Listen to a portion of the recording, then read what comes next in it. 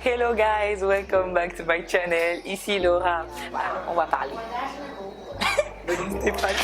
Stéphane, le regard de Stéphane.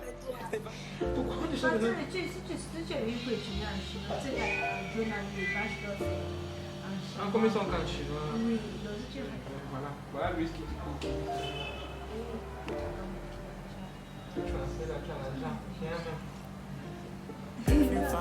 Alors, dans cette chaîne, je parle de mes cheveux naturels, de mon expérience de vie en Chine et tout ce qui me passionne. Donc, n'hésitez pas à vous abonner si c'est la première fois que vous visitez ma page. Et merci aux anciens abonnés pour leurs commentaires, pour les partages. Et puis voilà, aujourd'hui dans cette vidéo, on va parler d'étudiants en Chine. Je sais que beaucoup de gens me posent des questions sur comment ça se passe, étudier en Chine, etc. Moi, je vais vous dire la vérité. Donc, suivez la vidéo jusqu'à la fin.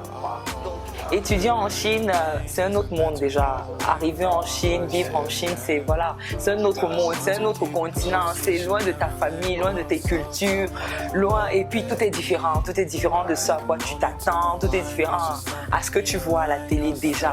Donc, ce qu'on ne dit pas, c'est ce dont je vais parler aujourd'hui. On ne dit pas que lorsqu'on étudie en Chine, on n'a pas droit au travail. Yeah. Je sais que beaucoup de personnes se font berner à ça. Beaucoup de personnes se disent que je vais aller en Chine, que peut-être la Chine c'est comme l'euro, puis je vais aller en Chine, je vais travailler, je vais refaire l'argent de ma pension et puis je vais commencer à envoyer l'argent à mes parents. Mais on ne dit pas la vérité aux étudiants. Quand tu es étudiant en Chine avec un visa étudiant, tu n'as pas droit au travail. Quand je parle de travail, je fais allusion à tout ce qui te permet de, travailler dans une boîte pour les Chinois ou bien à l'époque on disait souvent nos grands frères qui allaient en Europe, ils disaient non, ils travaillent dans le McDo, au McDo, KFC, ou bien ils s'occupent des bébés, ce genre de choses. Tu n'as pas droit au travail. Et c'est dangereux si tu te retrouves dans une situation où c'est illégal en fait. La loi interdit aux étudiants étrangers de travailler en Chine. Et ça, il faudrait que tous qui veulent venir étudier en Chine se mettent ça en tête. C'est vrai, souvent on passe par des réseaux, par des... Vous connaissez, non, voilà. Donc, on ne leur dit pas vraiment ça et on ne dit pas ça aux parents et c'est de l'argent qui est investi et après, voilà, l'enfant se retrouve à l'étranger, il est coincé. Il ne sait pas comment il va faire, comment il va vivre. Il n'a pas la pension qui est payée. Il n'a pas de moyens véritables de trouver cet argent. Il dépend entièrement de ses parents. Donc, sachez-le bien, les étudiants étrangers n'ont pas droit de travail en Chine. Je dis bien de travail. Donc après, il y a ce que les gens font derrière. Mais sachez que si on vous attrape sur un lieu de travail, vous pouvez vous retrouver à payer des amendes qui vont de 500 000 à montant. Et souvent, vous pouvez être chassé de la Chine. On peut annuler votre visa et on peut vous rapatrier. Donc c'est très dangereux lorsque l'on pense qu'on vient venir étudier en Chine et on se dit que je vais étudier en parallèle, je vais travailler comme ceux qui sont en Europe ou en Amérique, etc. C'est que même si tu étudies en anglais, ce qui est écrit sur Internet, tu as besoin de connaître le mandarin. Je sais, ça paraît un peu bizarre, mais c'est la vérité.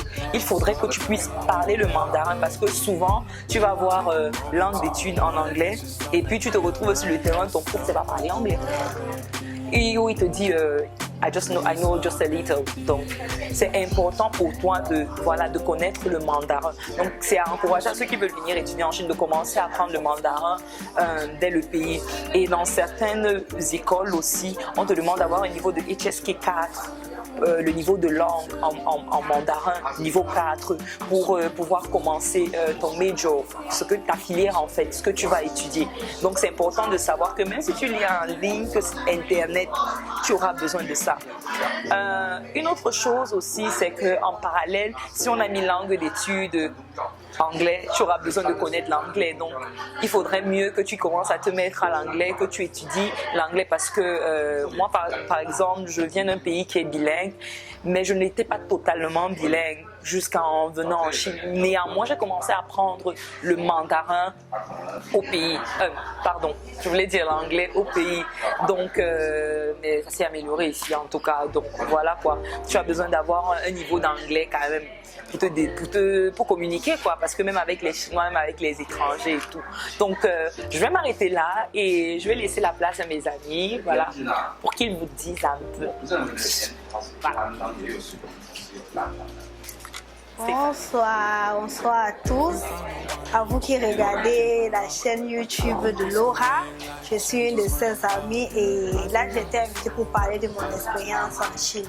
Je suis arrivée en Chine en 2014, en avril. Je suis quitté le pays le 28 mars, le jour de mon anniversaire. Et je suis arrivée le 29, donc moi c'était déjà une nouvelle vie. Donc, je suis arrivée en Chine. Je me rappelle le jour que je suis arrivée à l'aéroport à Guangzhou, quand les Chinois parlaient le mandarin, j'étais juste là. Oh, moi je n'aime même pas envie d'apprendre ces langues. Je veux juste faire mes années d'études en médecine, puisque au pays, on m'avait dit venez étudier en anglais. Je rentre dans mon pays, les langues, je ne peux même pas apprendre parce que c'était bizarre pour moi. Mais quand je suis arrivée à l'école, on m'a dit non, j'aurais d'abord un an de chinois. Et c'est l'année qui suivait que je devais commencer mon major et en anglais. Ça a été un choc, mais l'expérience était bonne parce que lorsque tu apprends le chinois, la culture chinoise, tu apprends à connaître, c'est très beau. Pendant les classes, ils vous amènent visiter des endroits, des monuments de la Chine. C'est bon, on avait fait un voyage éducatif, c'était beau, tu apprends beaucoup de choses. Et les classes de chinois sont vraiment très animées parce qu'ils savent que c'est une langue étrangère et ils essayent de faire ça très funny pour que vous essayiez d'aimer. Mon mari en Chine ça a été une belle expérience parce que j'ai fini et je ne peux pas rentrer au Cameroun. Ça a été une belle expérience que pour rien au monde je n'aurais voulu manquer. Donc j'encourage tout le monde, mais chacun doit être assez renseigné sur ce qu'il faut connaître sur la Chine. On va dire au pays, on peut travailler, on peut faire des business. C'est vrai, il y a Guangzhou, tu peux acheter, mais en même temps, si tu veux te concentrer sur tes études, ça ne serait pas bien avoir la mémoire volatile sur les business parce que même pour faire le business, il faut avoir tout le temps pour y penser et manager les études et le business, c'est quelque chose de vraiment qui n'est pas très facile. On va te dire, oh oui, on peut vendre ceci, oui, c'est vrai, mais c'est difficile parce que la Chine, notre monnaie est très inférieure par rapport à leur monnaie ici. Donc, sachant que tout vient du pays, c'est pas facile, mais donc, avant de venir fréquenter, il faut être assez informé sur la Chine. On n'y a pas le genre, tu peux venir, tu travailles, non. Donc, c'est tout ce que j'avais à vous dire. Merci. Continuez à suivre Laura et cliquez, abonnez-vous et c'est tout. Bye bye. Okay, salut tout le monde. Je vais m'adresser à ceux-là qui veulent venir en Chine pour étudier. Et comme Laura l'a dit, voilà, on parle des choses qu'on ne dit pas. Des choses qu'on ne dit pas aux étudiants lorsqu'ils viennent en Chine pour fréquenter. Voilà, déjà, tu viens en Chine pour fréquenter, il faut vraiment savoir ce que tu veux parce que déjà le système est tellement différent, voilà, de celui du pays. Voilà, ici, si tu ne t'accroches pas vraiment, si tu n'es pas vraiment concentré, tu ne dois rien faire. Voilà, tu dois rien faire parce que c'est totalement différent. Tu vois, il y a des jours où tu commences cours à 10h, il y a des jours où tu commences cours à 9h45, 10h30, donc du coup, et peut-être à la maison tu dors, tu te dis ah non je vais aller dans l'après-midi ou peut-être oh non voilà je vais aller demain parce que ici voilà on s'en fout hein, voilà si tu viens pas c'est ton problème voilà. Il n'y a personne pour te suivre, comme on dit, oh papa et maman, il n'y a personne, donc je fais ce que je veux. Donc déjà, je vais dire à toi là, qui pense venir en Chine, il faut savoir ce que tu veux. Voilà, rester focus, comme on dit.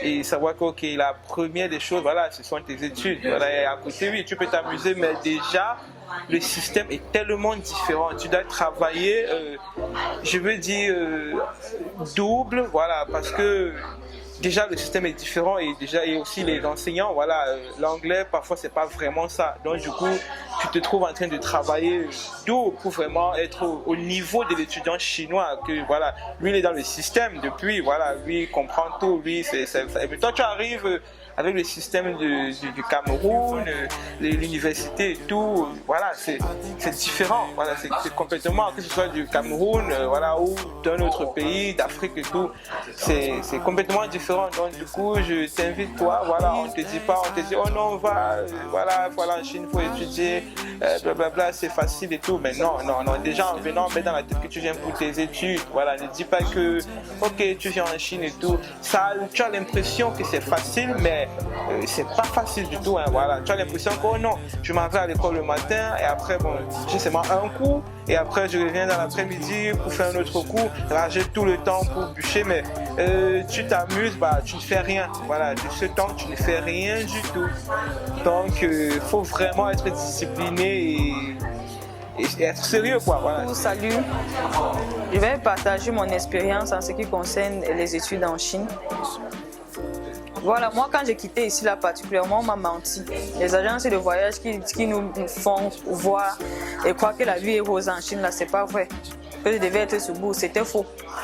Je suis venue ici là, on m'a même pas dit que je devais faire la langue, bien que j'ai apprécié faire la langue. Mais bon, ce que moi j'ai constaté, c'est que nos professeurs, leur anglais, c'est aussi comme ça.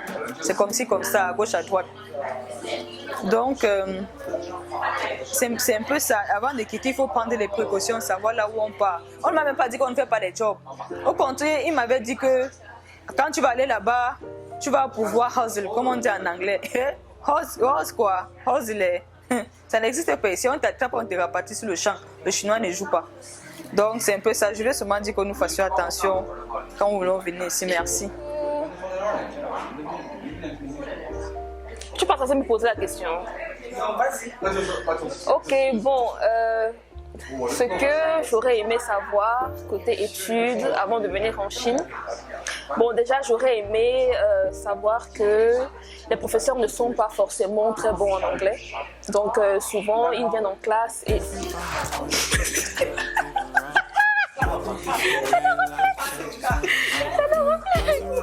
Ok, donc... ok, d'accord. Donc c'est vrai que certains ont étudié à l'étranger et que certains peuvent bien s'exprimer en anglais, mais ce n'est pas le cas de tous. Certains ne peuvent vraiment pas s'exprimer et souvent c'est très difficile pour nous de comprendre ce qu'ils disent. Et un professeur qui ne sait pas bien s'exprimer ne sait pas forcément comment expliquer la chose en profondeur. Donc je pense que c'est ça le plus tragique en fait quand on vient étudier en Chine. Ça va?